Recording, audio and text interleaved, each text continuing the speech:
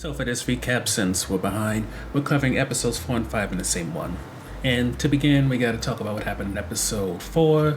And first place to start off with best is Red having a date with Lee, and it becoming very clear that he doesn't understand how this works. In his date, he's running down his resume and doing anything besides showing off that charm, showing off that charisma that got him into being a comedian. Now, let it be noted, there was some hope that he could turn things around, and Lee tried to guide him toward that, but it seems he was very adamant on presenting his more chill and laid-back self, rather than the type of guy who the women told him before they want to see so he doesn't come off so boring.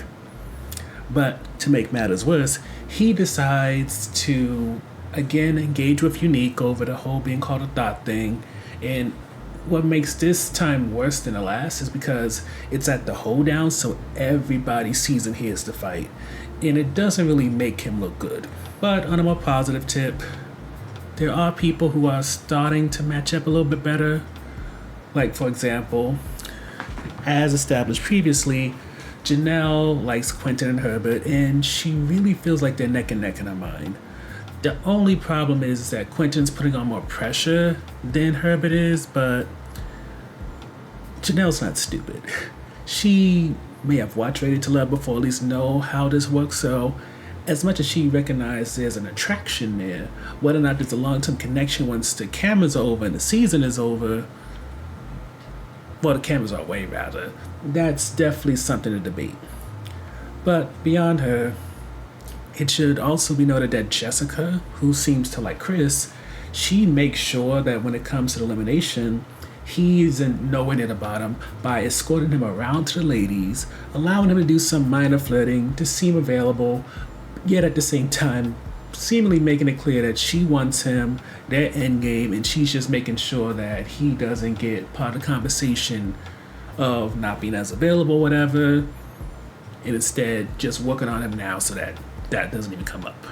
And honestly, I have to say, I don't know how many women or even men in the past might have done this, so even though she was low-key pimping him, at the same time, I found it nice that, similar to Lee trying to get Red to talk more and be more personable during their date, Jessica showing off Chris and kind of pushing him to do what he needs to do before he leaves early, it really shows that these ladies are trying to help these men date better than what they perhaps by default are thinking they should do. And beyond those two, Kat and Sierra seemingly are starting to like the growing energy of Phil and Mariah, and Eris is starting to dig it a little bit too. But this is a competition show, so it's not just about who's making mistakes and who's making lovey-dovey moments. It's about who survives or not. And of the two in the bottom two, there's Marvin and Red. Red is still seen as boring, and his fight with Unique's aren't helping. And as for Marvin, his issue is that a lot of people, meaning Kara, they think that he's just saying what they want to hear rather than telling his total truth, which is kind of strange since if the man could be very blunt and open about his whole sexual desires, what makes you think he's lying about anything else he says? He's already told you the stuff that could be the biggest red flag amongst anything else, so why start splitting hairs and lying? It's hard to say. Either way, at the beginning of episode 5, we learn that between the two men, Red is the one that gets eliminated. Switching to episode 5, this past week, the goal was for the men and women to communicate what their non-negotiables are. Whether or not you want to have more children or have children at all, religious preferences, and nobody really goes into the money conversation regarding who pays what and all that. Though, as you and I both know from watching past seasons, that could potentially be a problem, so hopefully they get to that conversation sooner or later. That aside, once again, Janelle is very much kind of torn between Quentin and Herbert, but one of the main issues she's having with Herbert increasingly is that he's very nonchalant when it comes to dating and dating multiple women. It seems to kind of drain his energy to the point where Janelle doesn't feel like a priority. So with Quentin really putting on that pressure, really trying to see her, talk to her, as much as it seems Herbert might be in her top or maybe even be number one at times, anytime he disappoints, that gives Quentin the edge that he needs. Now, speaking of Quentin, he not only is working on the Janelle situation, but he also goes on a freeway date with both Kira and Unique, and frankly, it goes terrible. Unique's main issue, and this even is an issue when it comes to Marvin, is that she seemingly has some type of baggage from her last relationship. And for Quentin, the issue is that he feels like he's fully healed, he's good, ready to love, all that stuff. So in terms of entertaining, dealing with, however you want to put it, with whatever Unique's going through, he doesn't have it in him. And for Marvin, his issue is that Unique seems very unsure or about having kids, and Marvin badly wants to have a son, so with her not being gung-ho on it, he seemingly drops her from his interest. Now, switching over to Kira, as Kira noted before, she has the perception that Quentin was not into black girls. Instead of leaving that horse to lie somewhere, she decides instead, okay, let me just ask him directly. And of course, as could be expected, he gets offended. For the idea is, why would he come on a dating show where there's nothing but black women if he only liked white women? And Kira tries to give like flexibility by saying, oh, maybe you only date non-black women, like you also date Latinas and all that. And she makes it clear, oh, I have a lot of white friends, so I'm not offended. And it's just like, it's just so offensive that it makes you question, does she not understand that women can get eliminated this week? Is she trying to get kicked? It's rather hard to say, but I don't know what's going on with her head. But let's get to a more positive note. Chris and Aries have a date, and Chris opens up about his parents. His dad died right before he was born. He was very close to his mother, and he kind of gets emotional. He talks about his mom, and this level of vulnerability is very much appreciated by Aries because she lost her father, so she kind of gets it. And as he praises her being a mother and how she operates that way, it's a compliment and also a sign of what he's looking for. So those two bond a little bit. Now, one unexpected bonding, well, at least it's unexpected because of what they bond over, is that Philip and Katerina bond over being spiritual, not religious, because of stuff that happened in their past. And that's just notable to me because when it comes to this show, most people are very traditional. They seem to mostly be religious unless they're like really out there. So for two people who don't seem like the type who would just be spiritual, it's lovely to see. But with that said, while those two are just spiritual, Kira and Maria have a nice little back and forth about walking with God. So that's cute. As for anybody else, I would love to say that Sierra is doing something by making it very much clear one of her non-negotiables is that she wants to have kids, and she'll do it in the broom closet with you if you want to, just so that she can reach that goal. But I don't think any of the men are really catching on to what she's throwing out right now, so that's an issue for another week's elimination. As for this week's elimination, there's no cliffhanger. Straight up, it's Kira and Unique at the bottom. Unique because baggage, they don't think she's ready to love. And then when it comes to Kira, I don't want to say the issue is they don't think she's black enough, but I think the major issue for most of the men, Mariez especially, is that while Kira may be black, there's this feeling that she isn't pro-black enough or enough in the community for it to potentially work with some of the men, especially him. So that's brought up, and of course, she gets offended in a way that makes it seem like she doesn't understand that her perception of Quentin was offensive. So people thinking that she isn't black enough or whatever, and she takes offense to that, is like, so you don't like when the mirror is held up to you then? right? Or were you projecting onto Quentin? Hard to tell.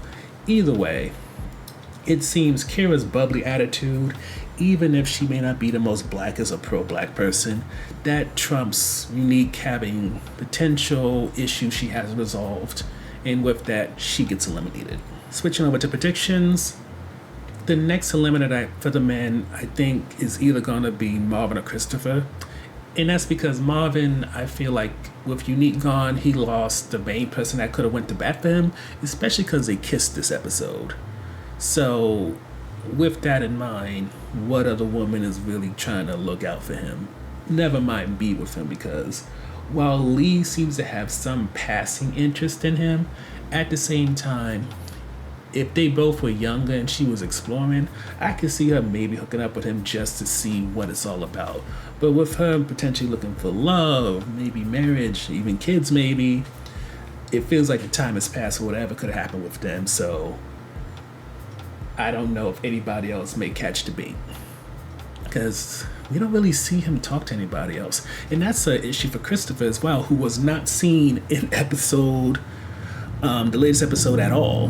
He wasn't on any of days. He wasn't out there talking about his non-negotiables. He showed up at the lounge, but editing wise, he was cut for whatever he did, which I know can't always be a bad sign, but at the same time, considering all the negative things that was said about him in a past episode by Janelle and others, it doesn't look good for him.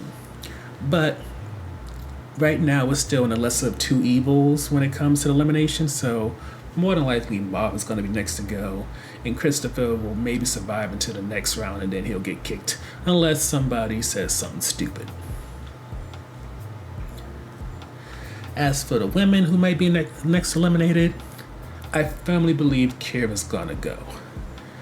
I don't think when it comes to Unique's elimination, it was anything beyond her being maybe a little too honest and not sending out a representative like maybe some of the others are.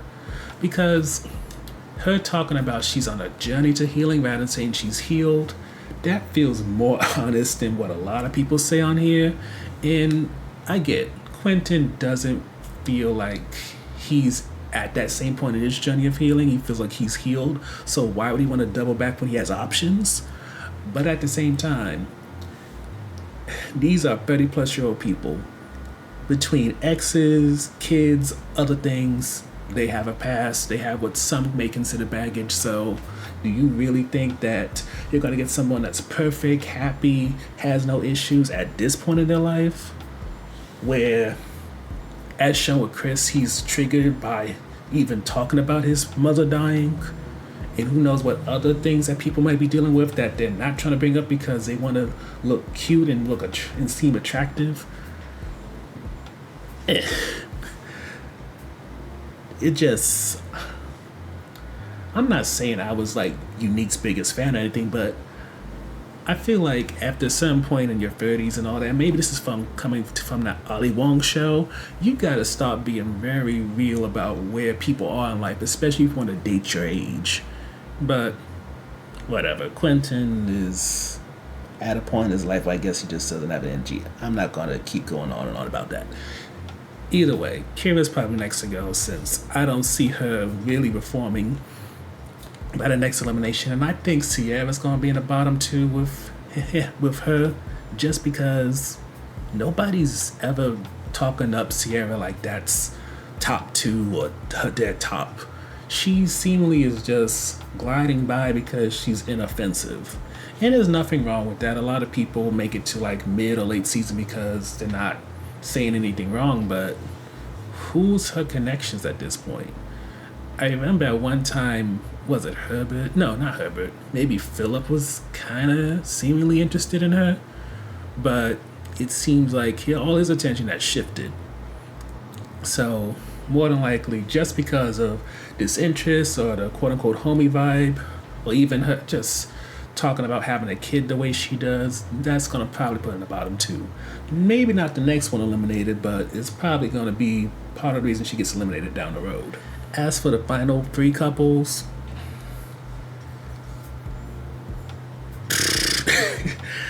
honestly, I just don't feel like there'll be 3 final couples, maybe even 2, but I just don't see anybody lasting past the reunion show. A lot of it seems like cute, may date for a year or 2, that'll be a successful relationship, but as for like marriage, kids, long-term partner stuff, I just don't see it. Yes, I think the best way to put it is just like Janelle did. There's a lot of attraction here, but as for actual connections, nothing is really having that kind of spark. And granted, not everybody can fall in love with somebody and really want to commit to them after 3 months. It's a little bit suspicious when it takes long than that to really like know if you want to be with somebody, but everybody at a different pace. They're off in Texas, could be different culture when it comes to dating. I don't know. Either way, I genuinely don't feel like we're going to get those magical couples that this show has been trying to get forever. So, in terms of review, again, we're combining episodes 4 and 5, so it's going to be a mix. The first and probably notable moment for me when it comes to these 2 episodes is that when it came to Lee trying to help Red, I like the fact she did that during the date and wasn't just talking trash during confessionals or in the lounge, but really trying to get this man to understand, hey, this is where you're messing up. I want to give you a chance, so even if we may not have a connection and this date is just kind of an experience for you, at least the next woman you talk to, hey, don't just run off your resume about all the places you worked. Give me something that I can play off of. You know what I mean? Because I feel increasingly as I watch this show, while a lot of these people are ready to love, they don't really have the ability or skills to date. So unless the other person's doing most of the work for them, they don't know what the hell they're doing. And perhaps this is why a lot of the men who are a bit more introverted or quiet kind of mess up, because as we hear from season to season, most of these women want to be chased. Most of them want to be courted, and these men with dating multiple women, they're like, whichever woman gives them the most energy and makes it the least hard for them, that's the one they oftentimes go after. And even for the times where it's like 2 men after 1 woman and they have to really kind of compete, sometimes it seems that competition is what matters much more than a woman. And the competition is what kind of gives them the energy to really go after a woman. But the point of the matter is, I like between what Lee was doing with Red in terms of trying to coach him a little bit on the date, or even Jessica trying to coach Chris about, hey, if you're going to leave a group date early, make sure you make your rounds. That is the type of stuff I hope we see more of, especially in lieu of having a real dating coach or somebody who does more than what Tommy does for them. So the next highlight for us is how this show is continually making group dates every maybe, is it 2 to 3 or maybe 3 to 4 episodes?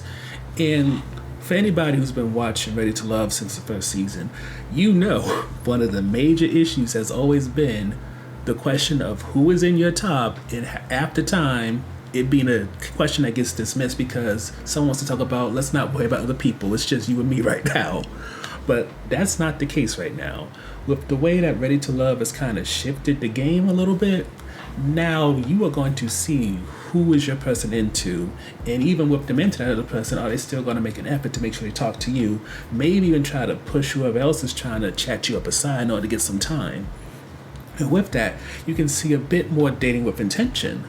And then when it comes to the latest episode, episode 5, with pushing the non-negotiables out there, it furthers the conversations that I feel like maybe in past seasons it was up to the contestants to bring out, unless the producers just whispered in their ear to hey, ask about this. And with that, it really does make it seem that somebody recognizes that as a dating show, Ready to Love has been failing a bit. So the best thing they can do is not only get a bunch of attractive people together who are black or on the same age range, stuff like that, but really try to make it so that Tommy really gives them some type of objective rather than hope that on their own they'll make the right decision, since clearly between their past and time on this show, making the right decision isn't the easiest thing. Which leads to the last highlight, which is I really want to praise Quentin for not going tit for tat when it comes to Kira. Because Kira's perception of him is easily a perception I can see many having of her, in terms of the idea of her mainly potentially only dating white men, especially after her saying something like she mostly has white friends. In my mind, she provides, by perception of what actually comes out of her mouth, so much ammunition that Quentin could have gone off on, but instead, unlike Red, he kept it cool, he didn't make it personal too much. Well, confessional wise, he definitely was upset, but in the moment, he just treated her as somebody that was clearly ignorant and just made his clarifications he needed to make because he doesn't want this to continue or spread. And then after that, cleaned his hands of the situation, which I love so much more than what Red kept doing with Unique, because it reminded me so much of the Jeffrey and Blake beef from last season, where it seemed like somebody was pushing Red to, hey, get some closure, engage her, keep saying something stupid to the point where it's like, it seems like you don't learn your lesson. But rather than Unique be like Jeffrey and just cut him down, Red just self-imploded in such a way that him saying he's a king of the city, everybody knows his name and all that, I feel like this show would be especially embarrassing for somebody if they truly are king of the city or popular, because while he's had his moments on the show, more and more as time went on, it seemed like, yes, he may know how to socialize and be part of the crowd, but when it comes to one-on-one intimacy, without sex or anything like that, he doesn't really know perhaps how to operate. And the last on the fence topic and last topic for this is just Unique's elimination. And I know maybe 5 minutes before I mentioned this, but I really do kind of feel that it might be an issue with the show, or maybe it's just season, but I feel like we're getting a lot of people sending out their representatives and not a lot of people being truly honest about where they're at. And granted, I don't know none of these people, so I can't say, but there's something about Unique coming off a little bit more raw when it comes to interactions with Quentin. Her interactions with Marvin really makes it seem like she was a real person who went through some stuff, is trying to heal, but at the same time isn't one of those people who think, I'm just going to starve myself of affection and relationships while I'm in this healing process. Because yes, there are some people who probably should be single while they're healing, but for a lot of people, they heal best when they know that whatever issues, baggage, or whatever went on with the last person, that person was an exception to the rule, and this person is more so what the norm is when it comes to dating, relationships, love, affection, and all that. And that sometimes is a better way and more helpful than just staying to yourself. And even depending on the person, talking to a therapist, since, don't get me wrong, therapy is a lovely thing. Recommend you at least try it, but it's not for everybody. Many people, again, should at least try it, because you never know. All it takes is one good conversation that can kind of blow your mind, but as for long term, it's not for everybody. Overall, Ready to Love still remains the kind of show that is questionable. And I would say, in terms of where this season is at right now, I feel like we're still at that point where it's the lesser two evils, or just eliminating who's the least interesting, rather than it being tough decisions because you're into that person or that person's also into that person, and they have to really battle it out to see who really needs to go home or not. Because at this point, I honestly feel like we could have double eliminations for both the men and women, and that could save everybody some time.